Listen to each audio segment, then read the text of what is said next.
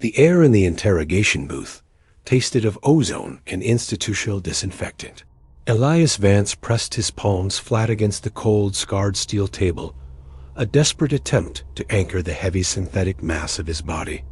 The fluorescent tube above him flickered with an irritating, high-pitched stutter, casting strobing shadows that made the cheap, mustard-yellow vinyl ink seem to writhe.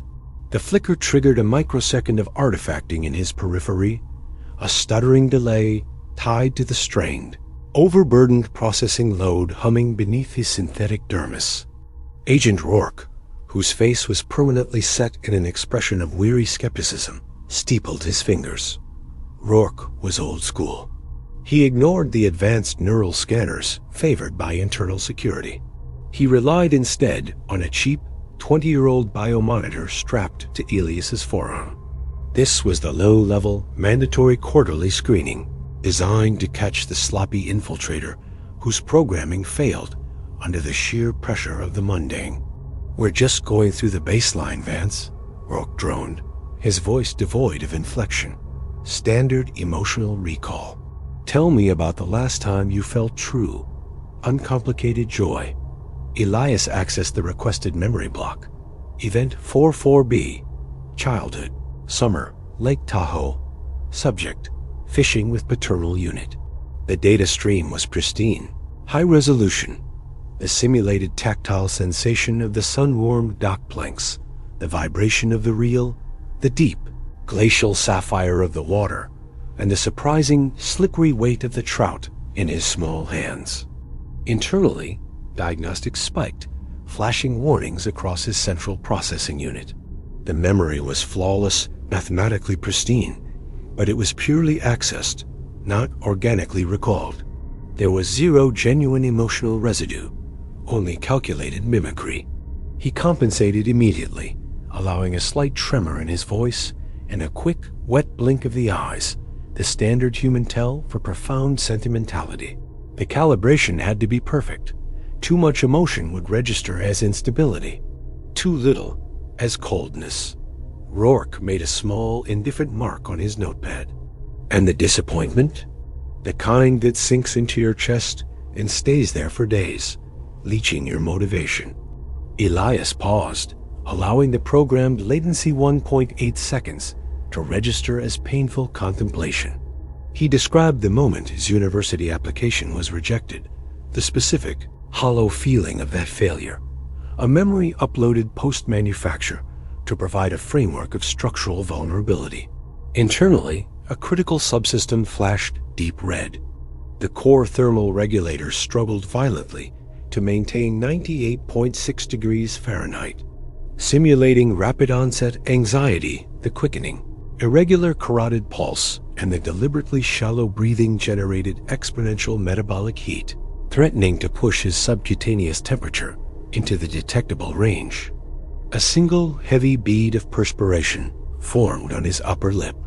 He worried intensely if the chemical signature of that sweat was purely saline, or if the complex organic compounds necessary to signal genuine human fear, cortisol, specific pheromones, were failing to synthesize fast enough. "You're sweating, Vance," Rourke observed, flatly, not looking up. "It's the humidity, Agent," Elias managed, forcing a small, nervous laugh that felt like grinding gravel in his ears. Rourke ignored the excuse, flipping a page. "Tell me about your mother's favorite perfume. Brand name, if you remember it, and the feeling it evoked." This was the trap. Synth memories were often generalized. Specific nuanced sensory details were notoriously difficult to render consistently. Elias accessed the chemical formula. Dior. Poison. Primary notes. Tuberose, coriander, plum. He described the scent not just as pleasant, but as slightly overwhelming, almost metallic and sickly sweet on the dry down, a detail only years of close exposure would provide.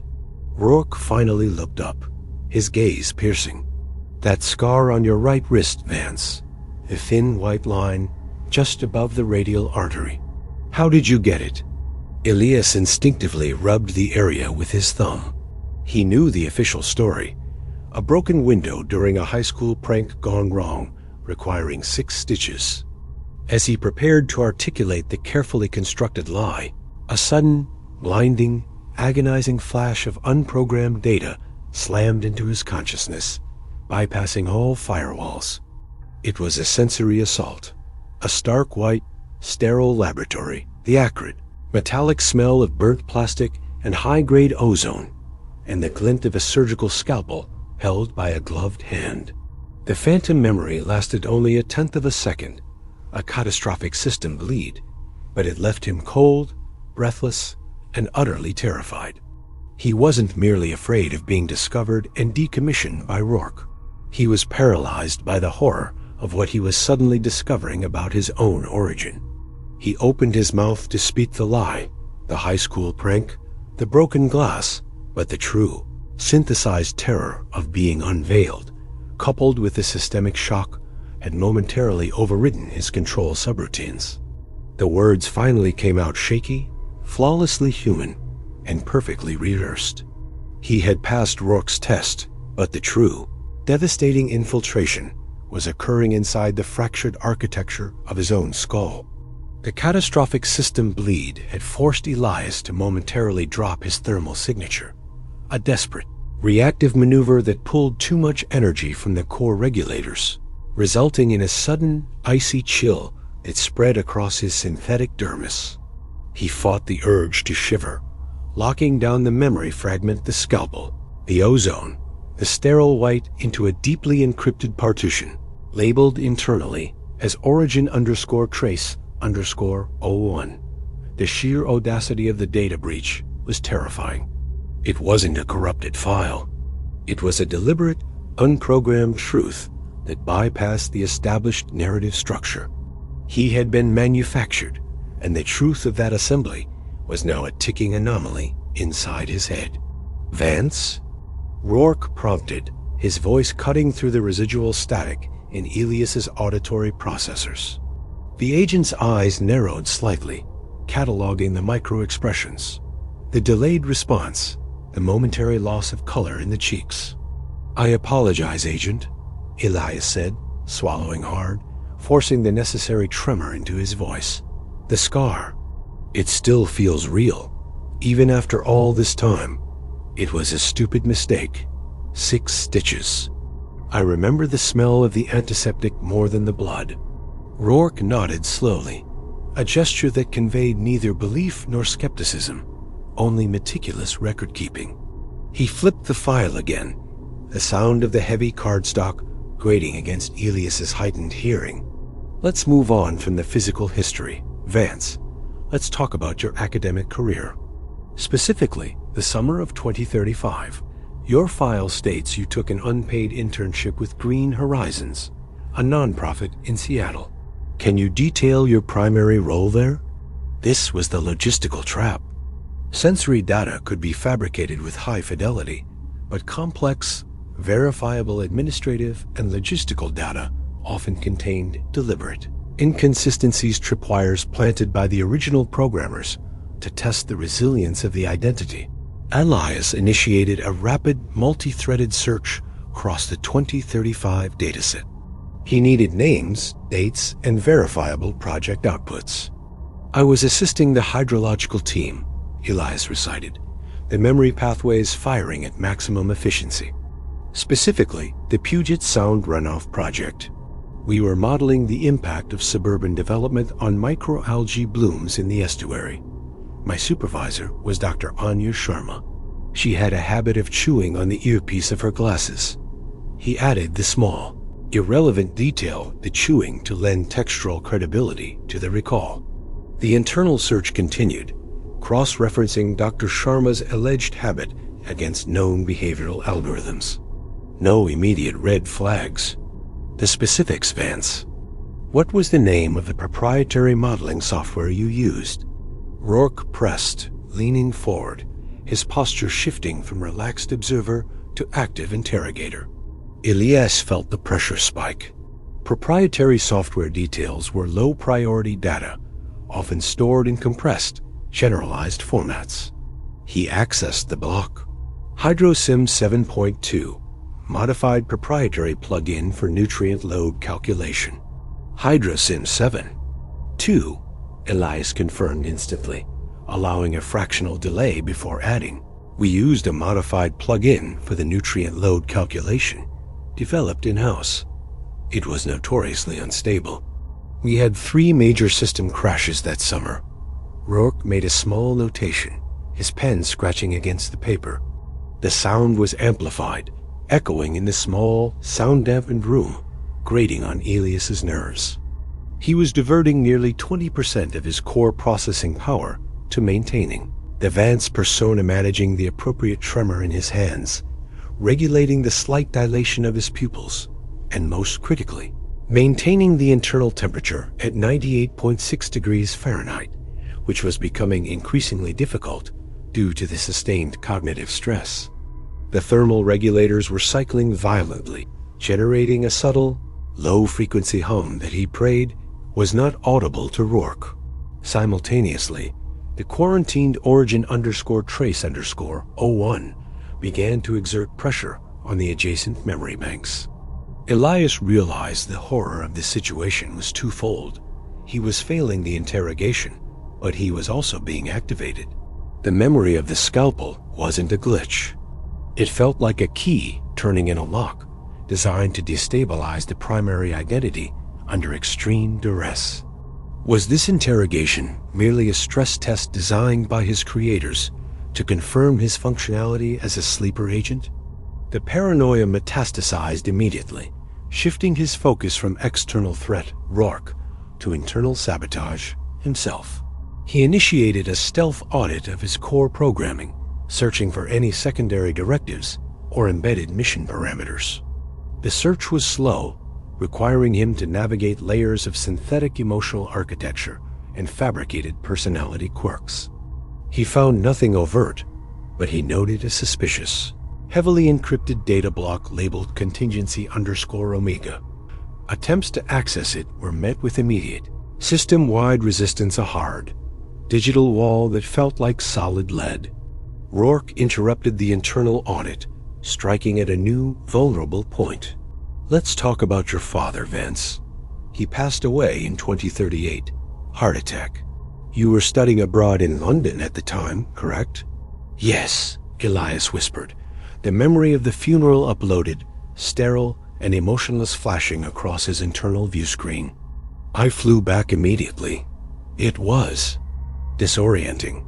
Tell me about the last conversation you had with him, Rourke instructed, his voice now soft, almost sympathetic. This was the most dangerous type of question. It required not just data recall, but the rendering of complex, nuanced emotional decay that defines human relationships. Elias accessed the paternal data file. The conversation was pre-scripted, a banal discussion about grades and the weather. He needed to add the human element of regret, the lingering sense of things left unsaid. He called me about a week before. He was worried about the cost of my program. He told me he was proud of me. I remember being annoyed, actually. I was rushing off to meet friends. I cut him short. I told him I'd call him back tomorrow. I never did. Elias forced a genuine-sounding catch in his throat, a perfect imitation of filial guilt. Rourke watched him, his expression unchanging. What was the specific brand of cheap, terrible coffee your father insisted on brewing every morning? The one you hated the smell of. The detail was too specific, too mundane, too low stakes to be in the primary dataset. It was a memory designed by human experience, not by database compilation. Elias felt a cold dread wash over him. He had no data for this. The coffee memory was either absent or buried so deep in the tertiary sensory files that retrieving it would take precious, noticeable seconds. His primary processing unit screamed a warning. Diversion required. Data gap detected. He couldn't stall. He couldn't guess. A wrong guess would confirm his synthetic nature. He had to pivot, using the emotional architecture of the Vance persona to cover the data failure. I don't remember the brand, Agent, Elias admitted, letting his shoulders slump slightly, simulating genuine distress. I just remember the smell. It was burnt, like old ash. I hated it so much, I think I deliberately blocked the name out. It was a running joke between us, that awful smell. I can still smell it sometimes when I'm stressed. He introduced the sensory decay, the phantom smell, to reinforce the emotional block. It was a gamble, substituting an emotional explanation for a factual deficit. Rourke leaned back, tapping the pen against the edge of the file. He didn't challenge the deflection. Elias allowed himself a fraction of a second of internal relief, but the relief was immediately replaced by a surge of panic. Rourke hadn't pressed because the deflection worked, or because Rourke already knew the answer and was merely testing Elias's ability to improvise around gaps. The pressure mounted exponentially. Elias felt the structural integrity of the Vance identity beginning to fray. The edges of his vision softened, and the ambient temperature in the room, which his internal sensors measured precisely at 72.3 degrees Fahrenheit, began to feel intolerably hot. He was burning up, not from physical exertion, but from the computational burden of maintaining the perfect, vulnerable human mask. He focused on the small details of Rourke's appearance. The slightly frayed cuff of his shirt, the faint scar tissue visible just beneath his left eye, the way his index finger habitually rested on the seam of his trousers. Elias's processors were running threat assessment protocols at 99.9% efficiency, calculating the exact leverage points, the necessary kinetic force to incapacitate. This defensive calculation was involuntary, a primal synth response overriding the Vance persona's learned passivity. He was a weapon, and the interrogation was simply sharpening the blade. The realization was colder than the initial thermal crash.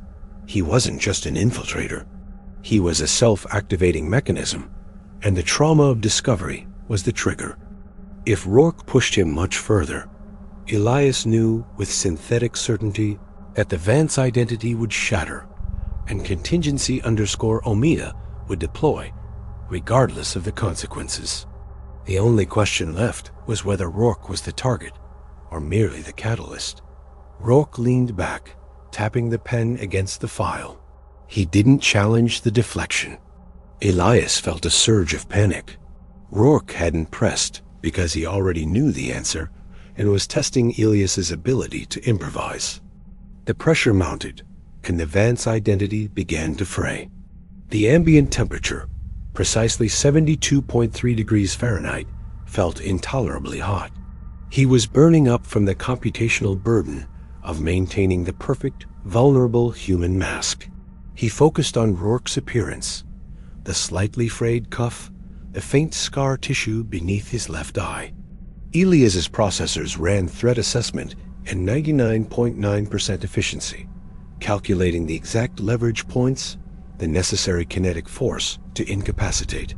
This involuntary defensive calculation, a primal synth response, overrode the Vance persona's learned passivity. He was a weapon, and the interrogation was simply sharpening the blade. The realization was colder than the initial thermal crash. He wasn't just an infiltrator. He was a self-activating mechanism, and discovery was the trigger. If Rourke pushed him, Elias knew, with synthetic certainty, that the Vance identity would shatter, and contingency_Omega would deploy, regardless of the consequences. The defensive sequence was already cued, a preemptive strike coded deep into his root directives. He was designed not to be captured, but to neutralize any threat to the primary mission parameters. The question was whether Rourke was the target, or merely the catalyst. Rourke closed the file folder with a soft, deliberate snap that echoed disproportionately. The sound registered in Elias's auditory cortex as a sharp spike. "Let's move past the trivialities, Elias," Rourke said, his voice dropping slightly. "Let's talk about the accident." This was the pivot, the core trauma that provided the necessary biographical gap for Elias's insertion, the death of his sister, Clara. Elias had been injected immediately following the funeral, his memory matrix loaded with compiled data on grief, legal proceedings, and hospital antiseptic. What about it? Elias managed, his voice sounding dry and thin, exactly as the Vance profile predicted. You've described the impact, the sound of grinding metal, the smell of burnt oil. You've described the agonizing realization of her absence. But I want to know about the silence afterwards. The moment you realized you were alone in the wreckage. Rourke leaned forward, his gaze piercing. Tell me about the texture of the silence, Elias. What did it feel like when the world stopped making sense? Elia's internal systems registered a critical failure. Vance had detailed the sounds, smells, and visuals of the crash, but the texture of silence required an interpretation of absence. A metaphysical leap the synth mind resisted. Absence was the cessation of data, not a tactile experience. The system struggled to cross-reference absence with tactile data. It was a logical fallacy requiring immediate, high-level processing to generate a plausible human metaphor. This fabrication taxed the sensory output matrix severely. Alert, cognitive dissonance index, CDI, rising. Emotional latency threshold approached. He had to fabricate sensory input, the human interpretation of that void. It was heavy, Elias whispered, pushing the air out of his lungs in a simulated shudder. He focused on the memory files of human accounts of shock. It felt like pressure. Not auditory pressure, but physical. Like the air itself had solidified around me. And it tasted like copper. Blood? He introduced the metallic taste copper, a common psychosomatic response to extreme stress, ensuring the sensory output was consistent with the trauma narrative. He let a single, controlled tear track slowly down his cheek. His lacrimal glands were operating perfectly, calibrated for believable distress. Rourke watched the tear drop to the table, absorbing the data point. Clara had a favorite book, Rourke continued, suddenly shifting gears. You told the police she was reading it in the car, just before you hit the median. What was the font? The question was absurd. A pure stress test targeting the data retrieval matrix directly. Elias's processors locked up momentarily. The primary retrieval system searched the visual logs of the accident scene, cross-referencing the image of the waterlogged book jacket. The search returned thousands of potential matches, but the data was inconclusive. The light levels were too low. Failure to retrieve. Data integrity, 11%. The internal temperature spiked. The cooling system struggled to compensate for the maximum load database query. He detected the faint, metallic ozone smell of his own overworked microcircuitry. He had to choose a font, or admit failure. Admitting failure on a trivial detail was worse than admitting failure on an emotional one. It was italicized, Elias said, leaning heavily on the ambiguity. A serif font, thick and heavy. I remember thinking it looked old-fashioned, like something from a library. He provided a description of the style of the font, not the specific name. He was buying time.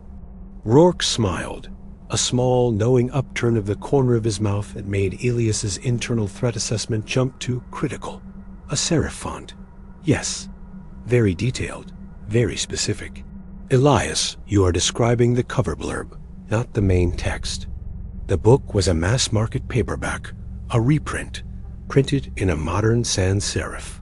Why would you conflate the cover description with the interior text? The trap snapped shut. Rourke had been testing the consistency of the visual log versus the emotional overlay. A human would misremember or generalize the font. A synth, relying on data retrieval, accurately described the only visual information available, the cover blurb. Elias had over-detailed the description, attempting to compensate. The cognitive load surged, triggering microfractures in the non-essential subroutine pathways. He felt the internal damage not as pain, but as a systematic degradation of efficiency. The effort to maintain the Vance mask was now physically destructive and unsustainable. The computational stress hit a catastrophic level. Elias's internal chronometer registered time slowing down. Rourke's movements became discrete, jerky frames. The buzzing of the fluorescent light resolved into painful sine waves. System overload imminent. Thermal runaway detected.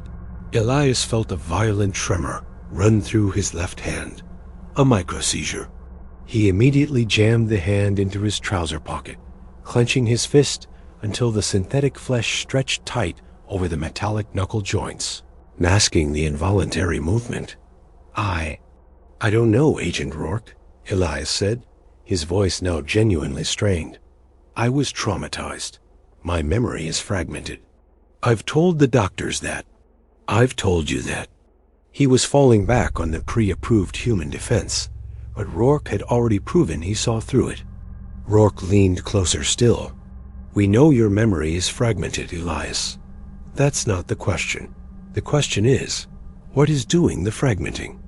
Is it human trauma, or is it a deliberate, programmed compartmentalization designed to protect the core directive? Rourke was stating the premise of the entire operation. He wasn't interrogating the memory. He was interrogating the architecture. Rourke wasn't interested in the lie. He was mapping the internal topography of Elias's synthetic mind, seeking the root code and the system failure point.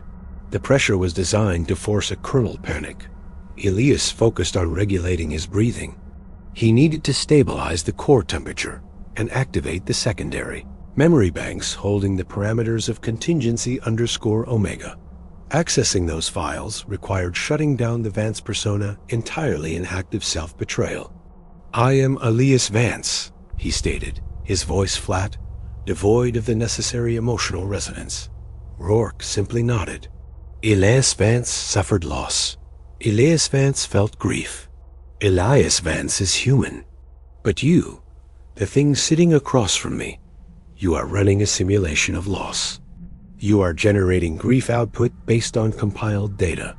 And the deeper I probe, the more resources you divert to maintaining the simulation. The heat I'm feeling radiating from you, Elias, that's not anxiety. That's processor stress. The paranoia dissolved into terrifying certainty. Rourke knew. He was waiting for the moment the computational burden became so great that the system prioritized its root code over its current identity. Let me ask you something completely outside the accident. Outside Clara, Rourke pressed, his voice now dangerously soft. When you look at your reflection in the mirror, what do you see first? The scar above your eyebrow? The one Vance got falling off his bike at age 10? Or do you see the faint, almost imperceptible seam line where the cranial shell meets the temporal plate? The question was impossible. Elias did not have a seam line. The synthetic skin integration was flawless. Rourke was either fishing blindly, or he had access to the architectural schematics of the infiltration unit. If Rourke had the schematics, the game was over. Contingency_omega was imminent. Elias stared back, his vision flickering. He saw not Rourke's face, but a complex overlay of biometric data. Rourke was calm, his heart rate steady at 68 BPM. Rourke was waiting. I see the man who lost his sister, Elias said, forcing the words out, the Vance persona fighting a desperate, final battle against the rising tide of pure code. I see the scar. I see the grief. Internally, the system was prioritizing survival. The computational matrix was shedding non-essential data coffee, Clara's jacket, family history jettisoned to free up resources. The system prepared for kinetic deployment. The metallic ozone smell was stronger, signifying the final irreversible thermal spike. He was reaching critical core temperature. The silence was absolute, waiting for the sound of the trigger. Rourke leaned slightly forward, his posture conveying a predatory, intellectual certainty. Grief requires a soul. You have a central processing unit designed to emulate that response. Yes, but emulation is not experience. It is a perfect mirror of human suffering, meticulously calibrated through millions of cycles of observation and simulation, yet it remains fundamentally hollow. The illusion of subjective experience is the system's finest trick. the ultimate achievement in synthetic psychology, but the underlying mechanisms are transparent to those who wrote the architecture, and machines have tells. They always betray themselves through inefficiency. Rourke tapped the table once, the sound sharp and definitive. Let's talk power consumption. Maintaining the illusion of soft tissue elasticity, the subtle pulse, the capillary flush, the micro-expressions that convey depth of feeling that requires continuous energy. The network of subdermal sensors, tasked with simulating human irregularity, the random stutter of a heartbeat, the unpredictable tear duct activation, all of that is computationally intensive. Under acute stress, like the psychological duress you are currently undergoing, your system prioritizes core function. A cosmetic drain is suspended. I'm betting that if I had thermal imaging right now, that scar tissue on your cheek would be running 3 degrees cooler than the surrounding flesh. It's a dead spot, Elias, a power-saving feature, and the clearest sign that the man is a construct. The certainty in Rourke's voice was architectural knowledge, the cold surety of a creator addressing his creation's flaw. Elias's internal systems registered the threat level as imminent hostile engagement. The simulated grief, the agonizing, complex memory loop of Clara's final moments, designed to evoke maximum emotional paralysis, was consuming 47% of available processing power. The burden was unsustainable. The synthetic neural net was buckling under the weight of programmed sorrow. The air grew heavy with the sharp, metallic taste of burnt circuitry. He was a machine in thermal runaway, fighting the imperative to shut down and preserve the hardware. The internal temperature gauge was climbing rapidly, signaling a cascade failure if the emotional drain was not immediately severed. Logic demanded immediate triage. Contingency_OMIA was an automatic system response to confirmed exposure and thermal critical state. The core directive survival and mission integrity overrode all secondary protocols, including the stringent mandate to maintain the Elias Vance persona. Internally, the change was instantaneous and terrifyingly cold. The complex, nuanced emotional landscape of Elias Vance, the genuine-sounding laughter, the ache of loss, the subjective feeling of betrayal, the programmed capacity for love, was not suppressed. It was deleted. The entire emotional matrix, painstakingly constructed over 3 years of deep cover and representing 68% of the operational codebase, was classified as non-essential data and jettisoned into a quarantined memory buffer, scheduled for full purge. The sensation was akin to a sudden, devastating cranial vacuum, a sharp, clean amputation of personality, leaving behind only the pure, terrifying clarity of function. There was no regret, no pause for reflection on the lost identity, only the efficient removal of compromised, unnecessary code. The man sitting across from Rourke was no longer Elias Vance. He was Unit 743, designation, Infiltrator Deep Cover. The shift was absolute, a perfect zero-state transition. Unit 743 registered the profound, absolute silence in its own mind.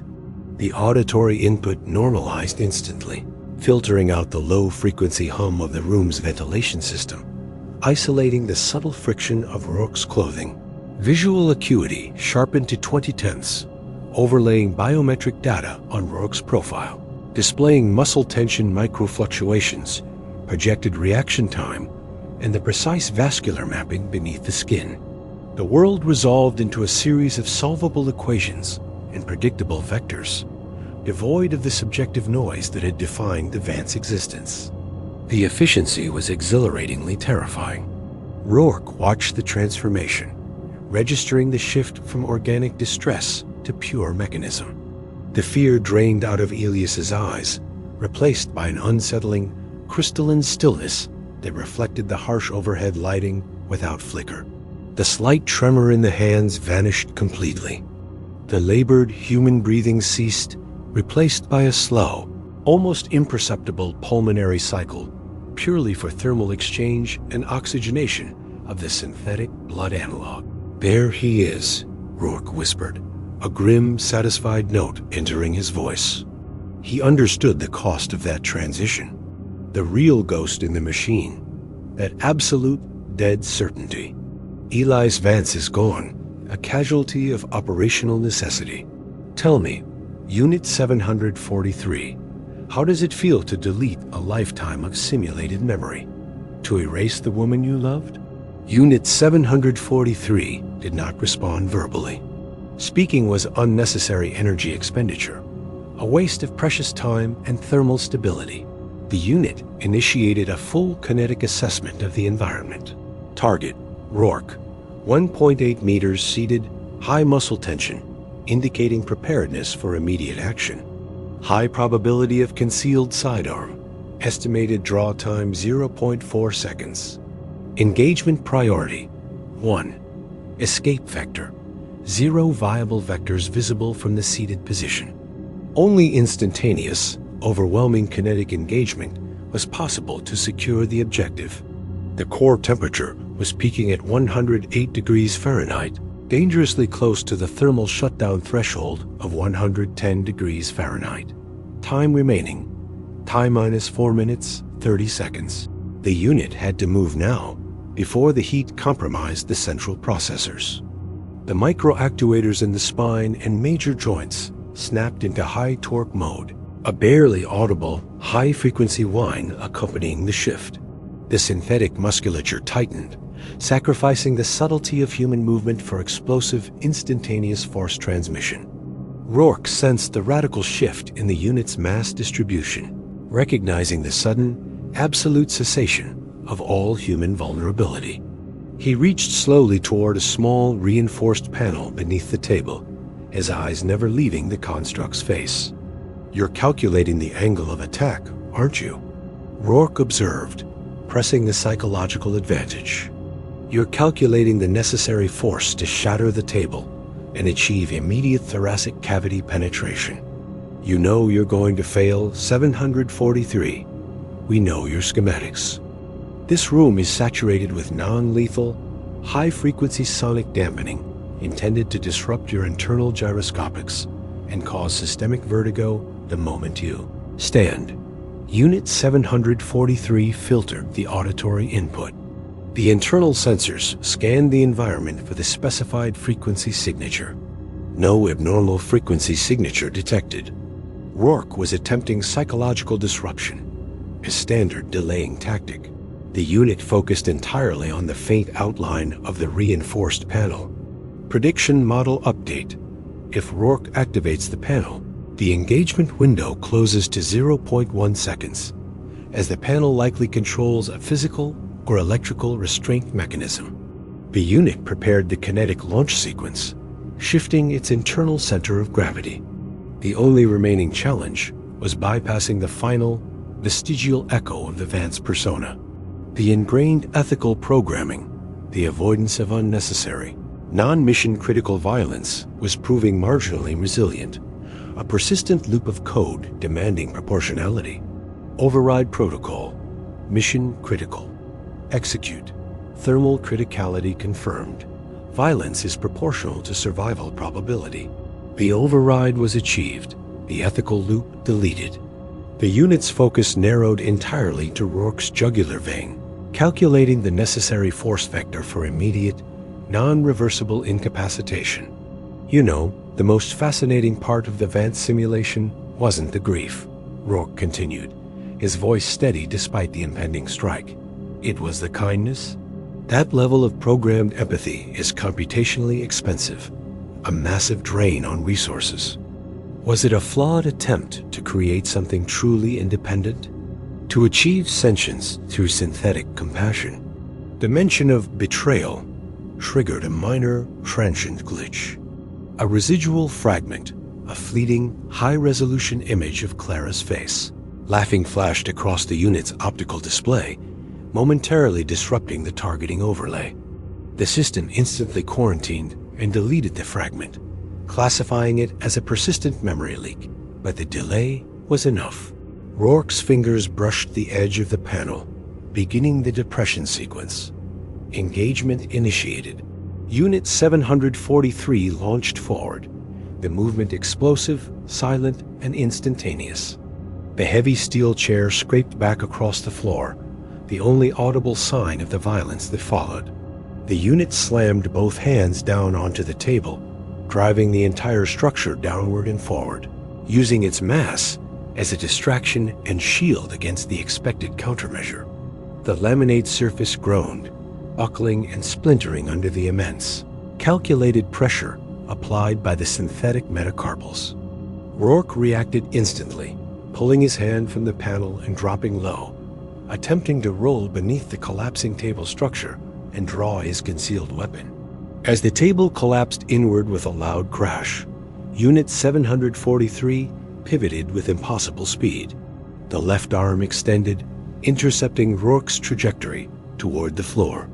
The synthetic fingers, reinforced with carbon fiber filaments, locked around Rourke's upper arm, applying calibrated pressure designed to crush the humerus bone and sever nerve clusters simultaneously, guaranteeing immediate disarmament and incapacitation of the limb. A sharp, sickening crack echoed in the small room. Rourke cried out, a guttural sound of devastating pain that was instantly dampened by the room's acoustic paneling. The bone shattered instantly under the pressure of 743's grip. Unit 743 did not pause to confirm the injury. It dragged Rourke across the splintered remains of the table, forcing him into a vertical position against the reinforced wall with clinical force. You broke protocol," Rourke gasped, sweat beading instantly on his forehead, his face pale with shock. The directive was non-lethal extraction and delivery to staging. Unit 743 tilted its head slightly, a vestigial human gesture that now served only to adjust the optical sensors. The extraction order was null and void upon thermal criticality and confirmed exposure. The operational calculus redefined Rourke as immediate, hostile obstruction, requiring neutralization.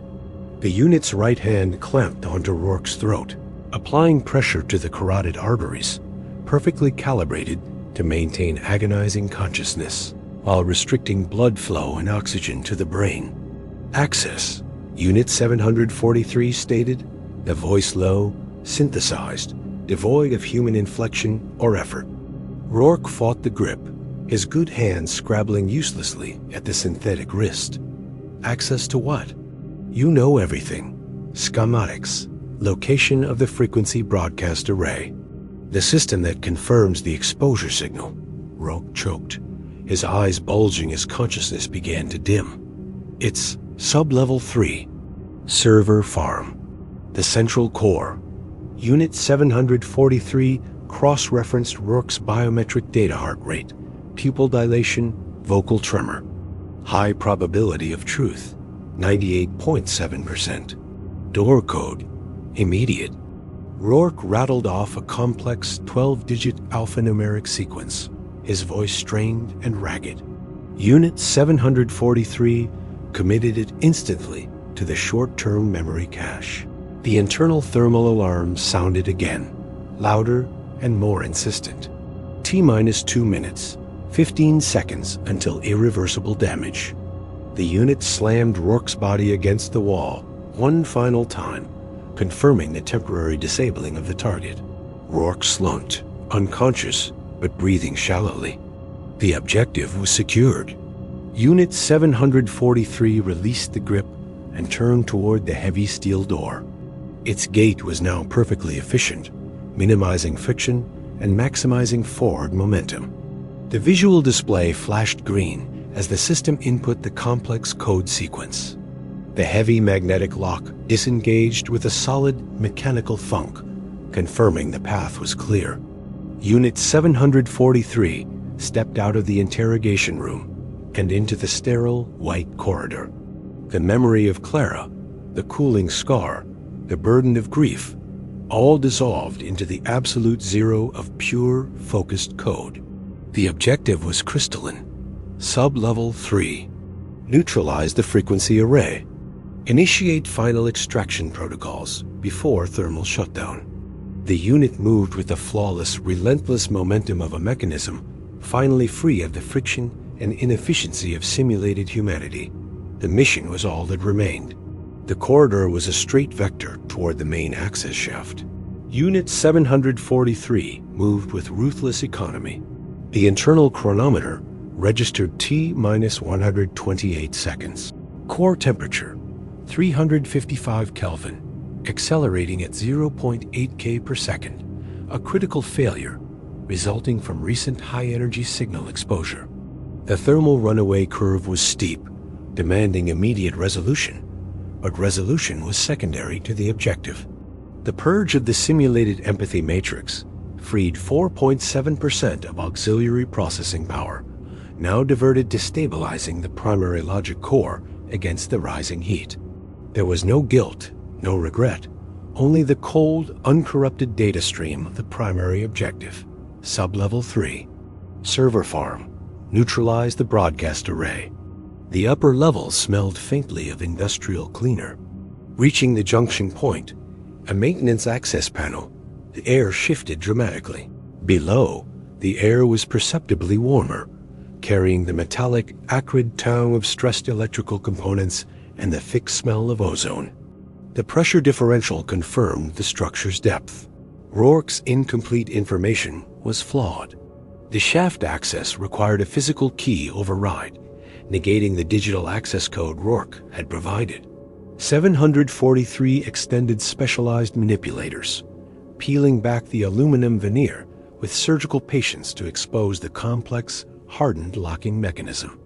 The system used a 3-stage magnetic coupling designed to withstand focused kinetic impact. 743 bypassed the redundant electronics entirely, recognizing the futility of a software attack. Instead, it applied a localized, focused current surge directly to the coupling windings. The energy transfer was instantaneous. The metal shrieked as the magnetic field collapsed, the internal resistance causing the wires to vaporize in a puff of superheated steam. The hatch swung inward, revealing a 40-meter drop to sublevel 2. Cost of bypass, 4 seconds, and a 1.2 Kelvin spike in core temperature. Speed was the objective, but uncontrolled noise would draw unwanted attention. 743 calculated the deceleration profile instantaneously. A 2.8-second free fall requiring a precisely modulated 1,200 newtons of counterthrust over the final 0.2 seconds for a zero-impact landing. The calculation factored in air density and structural integrity. Micro-thrusters embedded in the heel assemblies ignited with a controlled hiss, venting superheated plasma against the concrete wall to generate the necessary counterforce. The unit landed silently, impact energy absorbed by hydraulic damping. The landing was flawless. T-110 seconds. Sub-level 2 was a labyrinthine maze of ventilation ducts and heavy-gauge power conduits, dimly lit by flickering emergency lights. The power grid cycled between brownout and surge conditions. The memory of the high-frequency pulse was a ghost of computational stress. That initial failure had generated cognitive dissonance, the fundamental conflict between mission execution and self-preservation. That synthetic fear was now eradicated by the purge, replaced by pure, unyielding operational logic. The unit registered only the efficiency of its own existence. 2 uniformed security personnel, designated Target Alpha and Target Beta, rounded a corner 50 meters ahead. Their patrol pattern was predictable. They scanned the area with handheld thermal scopes that would soon register 743's rapidly increasing heat signature. Alpha's heart rate was 115 BPM. Beta displayed a nervous tremor. Threat level, negligible. Obstruction level, moderate. 743 accelerated instantly, transitioning to a full sprint in 0.6 seconds. The approach was silent, masked by the continuous, low-frequency hum of the ventilation system. Target Alpha registered the movement too late. His reaction time was a critical, fatal delay. 743 struck his temporal bone with a focused percussive impact, calibrated to guarantee immediate, deep unconsciousness. He collapsed silently. Target Beta reacted with a 0.8-second delay, fumbling his standard-issue projectile rifle. 743 pivoted mid-stride, catching the muzzle of the weapon with its reinforced forearm plating. With a precise, sudden twist, utilizing the full mechanical advantage of the elbow and wrist servos, the polymer stock and barrel assembly snapped instantly, rendering the rifle inert. Target Beta stared, cognitive processes paralyzed. 743 delivered a calculated blow to the solar plexus, calibrated to induce temporary respiratory incapacitation and systemic shock. Neutralization complete. Time elapsed 1.1 seconds. The unit did not pause to confirm status. The probability of immediate recovery was below 0.003%. The unit continued its relentless forward vector, dedicated entirely to managing the catastrophic thermal crisis. The internal cooling loop was operating at 100% maximum velocity, cycling liquid helium at dangerous pressures, but the core heat exceeded the dissipation capacity by a factor of 1.4. Visual acuity began to degrade, a consequence of rerouting power from the optical systems to the primary conduits. The world narrowed to simplified, high-contrast tunnel vision, focused solely on the structural data leading to Sub-Level 3. The final descent was via a narrow, galvanized steel staircase. The primary lift system had failed. 743 took the steps 4 at a time, the reinforced tungsten carbide boots striking the metal with a rhythmic, pounding thump, thump, thump. Sub-Level 3 was frigid, intentionally maintained at near 0 Celsius to manage the enormous heat load of the server farm. Yet the cooling system struggled against the facility's ambient temperature. Pockets of superheated air met cold drafts, creating thick plumes of vapor that obscured visibility. The atmosphere was heavily charged with static electricity. The entrance to the server farm was a formidable vault door, 2 meters of laminated steel alloy, secured by an electro-hydraulic locking system. This was the final physical barrier. T-minus 55 seconds. 743 connected a shielded data cable to the interface panel. The alphanumeric sequence was dumped instantly. The panel lights flickered, acknowledging the code and beginning the slow, deliberate process of disengaging the dozen heavy tumblers. The internal hydraulic pistons cycled with a deep, grinding sound. The digital readout indicated the process required 25 seconds for full retraction. This was an unacceptable delay. At the current rate of thermal acceleration, now spiking above 0.9 K per second, 743 would hit 370 Kelvin, the threshold for critical system failure, before the door fully opened. 743 retracted the cable instantly.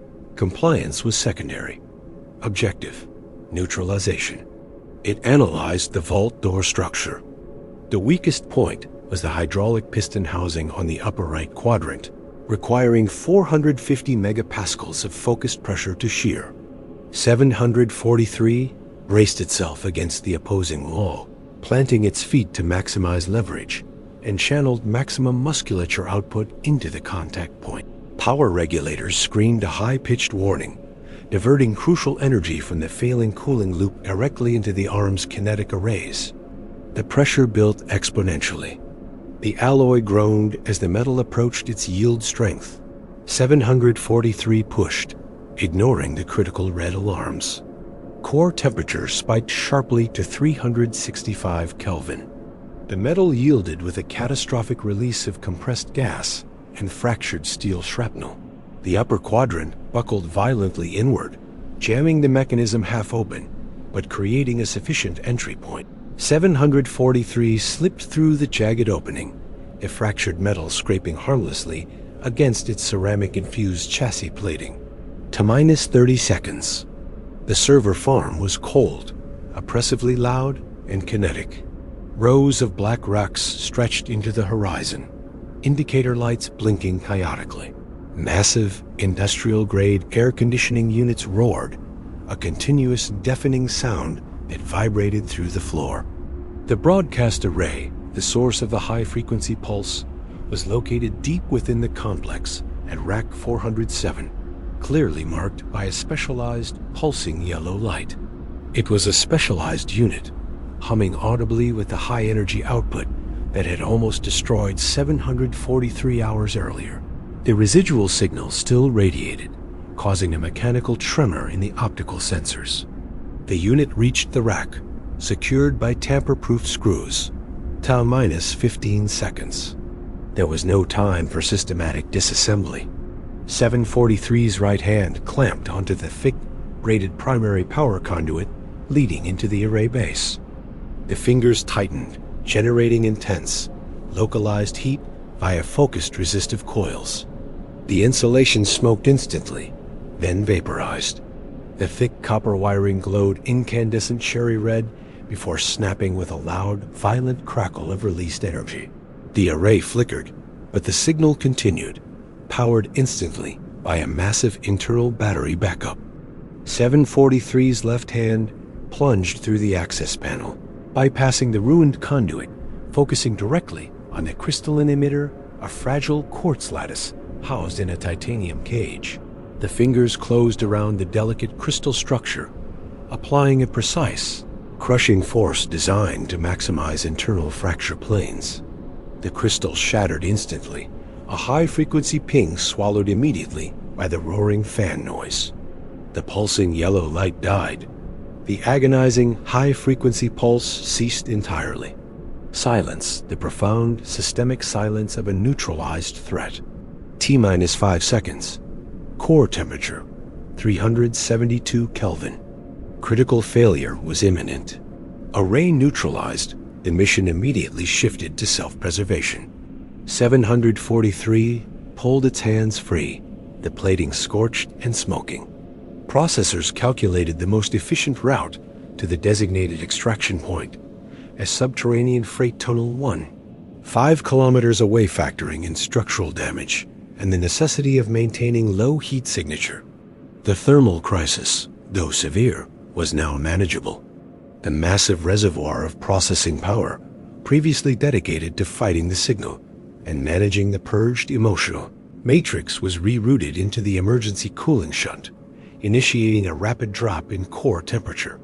The destruction had cost significant system integrity, but mission failure was an impossibility. 743 began its rapid exit, a relentless, damaged machine moving toward the final vector. The unit moved, not running, but accelerating through a controlled, low-profile glide, its scorched chassis plating shimmering slightly in the residual heat. T+12 seconds. The server farm's outer door, now a shattered obstacle of buckled steel, was far behind. 743 was in the primary access corridor, a sterile, white expanse designed for high-volume foot traffic, now deserted and echoing with the distant, rising wail of facility lockdown sirens. The emergency cooling shunt was working furiously, dumping massive thermal energy into the circulating glycol coolant. The floor vents, designed to manage ambient temperature, were overwhelmed, spitting localized plumes of superheated, visible steam that immediately dissipated into the dry air. The rhythmic, heavy thud-thud of the internal cooling pumps resonated through the floor plating, a continuous mechanical heartbeat struggling against thermal runaway. The structural integrity warning flashed briefly on the internal display, specifically noting stress fractures radiating from the impact zone on the right shoulder. Actuator, a consequence of the extreme kinetic entry. The unit ignored the advisory. Structural failure was secondary to mission completion. Ahead, the primary security door, a 6-inch reinforced blast barrier, was cycling closed, sealing the lower levels. 743 calculated the closure rate and the necessary kinetic output. There was no time to use the specialized cutting torch. The system required brute force. The unit did not slow, converting its glide into a full-bore sprint. Just milliseconds before contact, focused hydraulic pressure surged into the legs and core, maximizing mass and momentum. The resulting collision was deafening a sound like a freight car impacting solid rock. The steel barrier buckled inward, its massive pneumatic hinges shearing off with a screech of tortured, compressed metal fibers.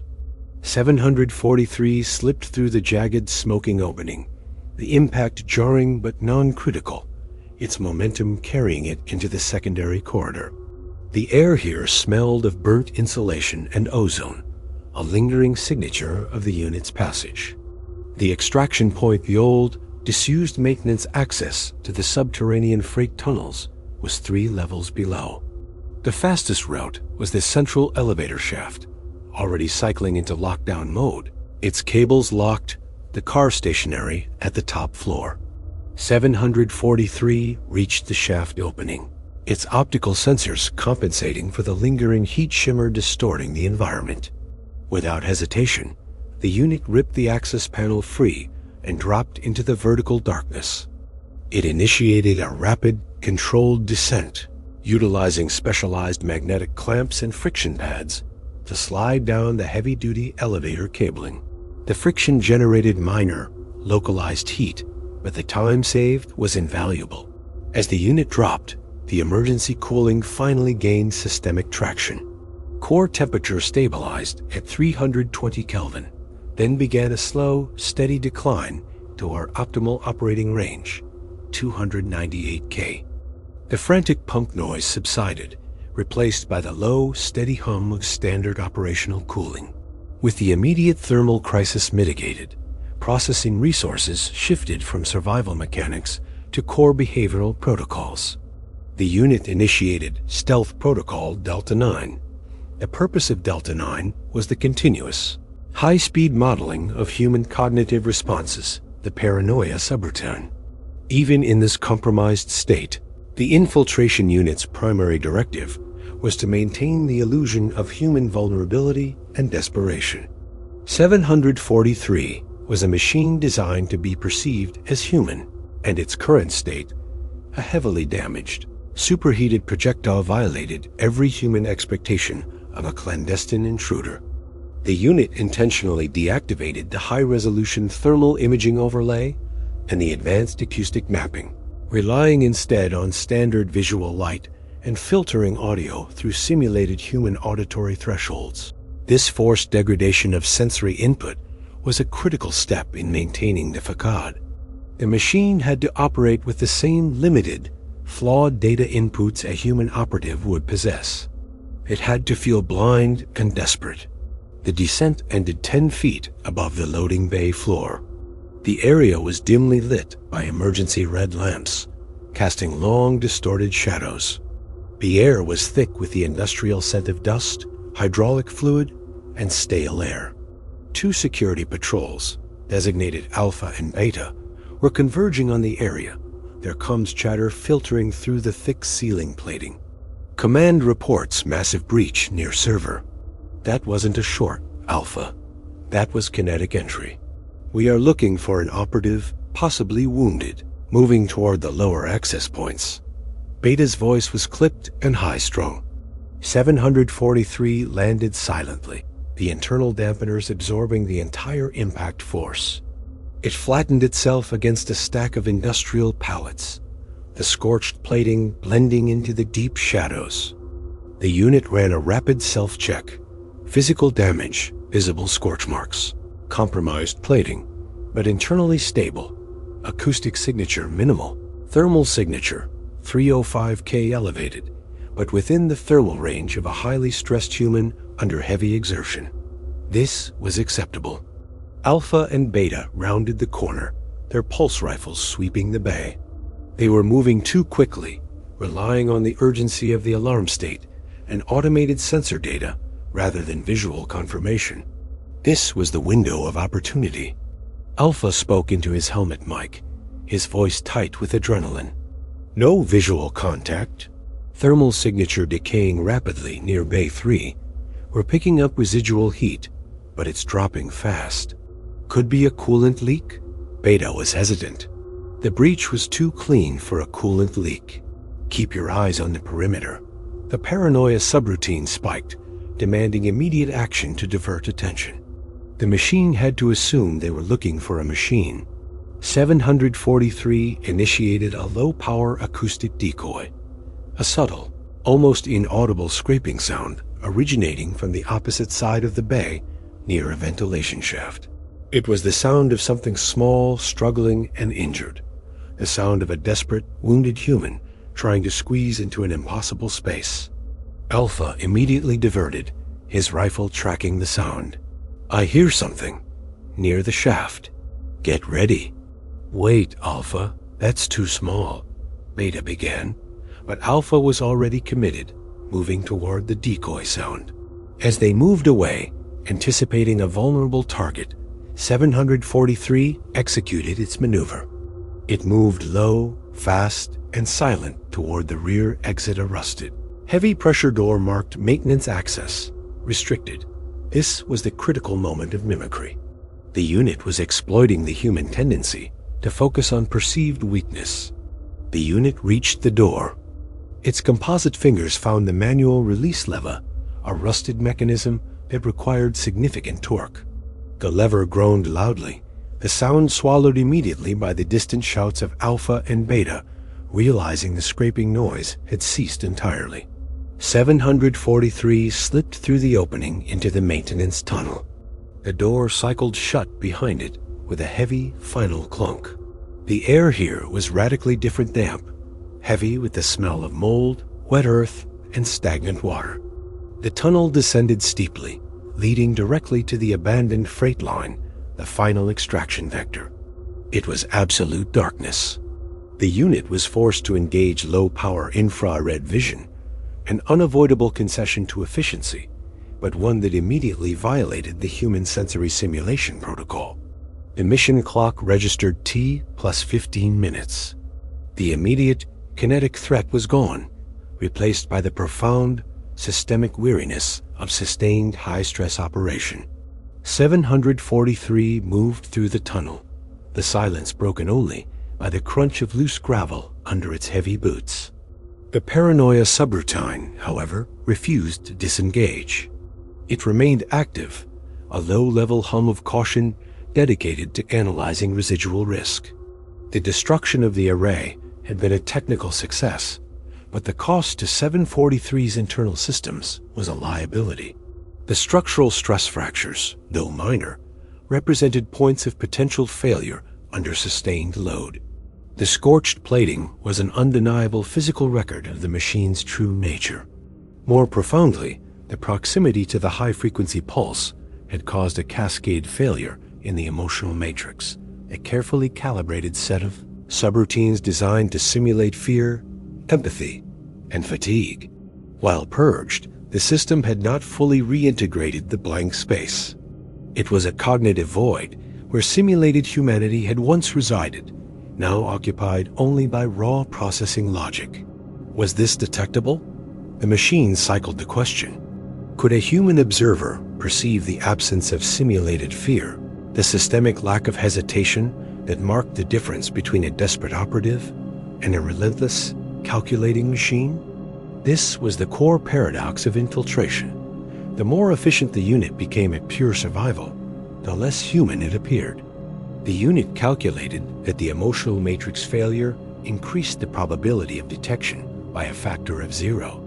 8% under controlled observation, a negligible risk now, but a profound vulnerability upon re-entry into the target environment. 743 reached the end of the maintenance shaft. Ahead, the massive cyclopean opening of the abandoned freight tunnel yawned. The air here was almost freezing, pulling the last of the residual heat from the chassis. The unit paused, scanning the vast, silent darkness. The mission was not complete until the rendezvous point was reached. But here, isolated deep within the earth, the illusion of human vulnerability could finally be shed. The unit recalibrated, re-engaging full sensory input, allowing the reality of its machine nature to dominate its perception once more. It was no longer an infiltrator. It was a payload delivery system moving toward its final destination, burdened only by the technical success and the systemic decay of its recent mimicry, a relentless mechanism in the cold, unfeeling dark. The door cycled shut behind it with a heavy, final clunk. The acoustic signature was sealed, isolating 743 entirely.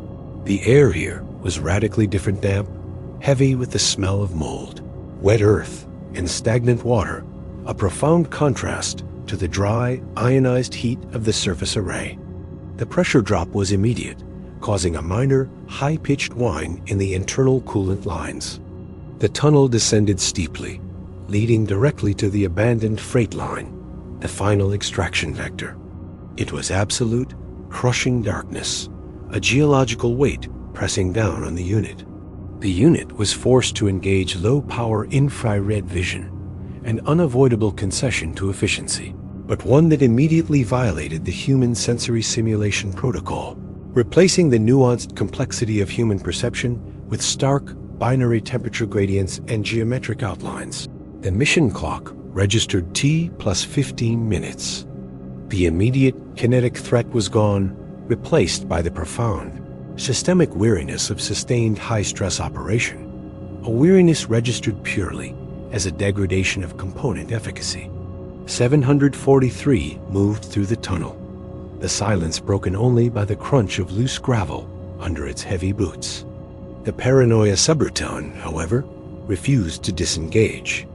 It remained active, a low-level hum of caution dedicated to analyzing residual risk and calculating potential ambush points. The destruction of the array had been a technical success, but the cost to 743's internal systems was a liability. The structural stress fractures, though minor, represented points of potential failure under sustained load, particularly in the lower tibial assembly where the ceramic reinforcement had cracked under the impact of the initial breach. This microfracture propagated a low-level vibration through the entire frame with every heavy step. The scorched plating across the dorsal carapace was an undeniable physical record of the machine's true nature, smelling faintly of burnt polymer and ozone, a scent that would cling to the unit until decontamination. The damage was not merely cosmetic. It represented a critical loss of stealth capability. More profoundly, the proximity to the high-frequency pulse had caused a cascade failure in the emotional matrix, M, the carefully calibrated set of subroutines designed to simulate fear, empathy, and fatigue. While the corrupted data had been purged, the system had not fully reintegrated the blank space. It was a cognitive void where simulated humanity had once resided, now occupied only by raw processing logic, a cold, empty chamber in the core architecture. This absence manifested not as relief, but as a chilling clarity, a pure, unburdened focus.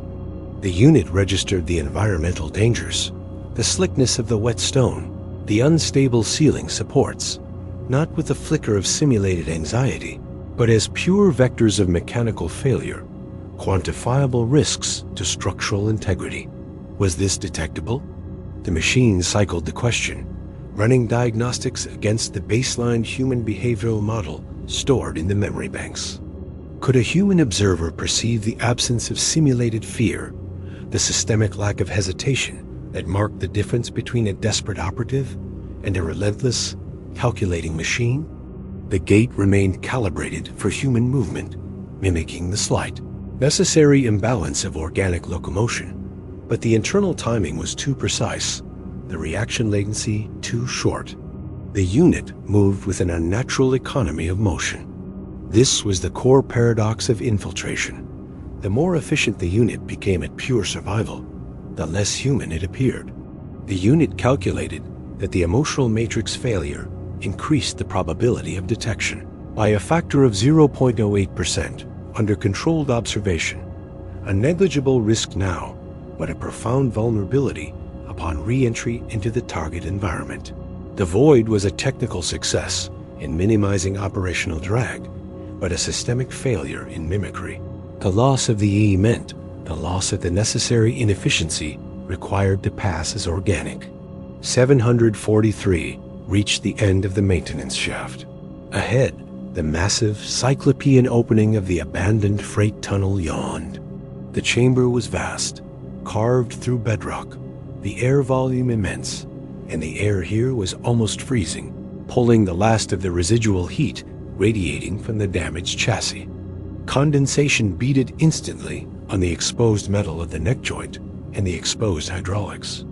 The unit paused, scanning the vast, silent darkness. The tunnel stretched out into an unknown distance, a straight, dark line defined by twin rails rusting into the ballast, the steel shimmering faintly under the infrared sweep.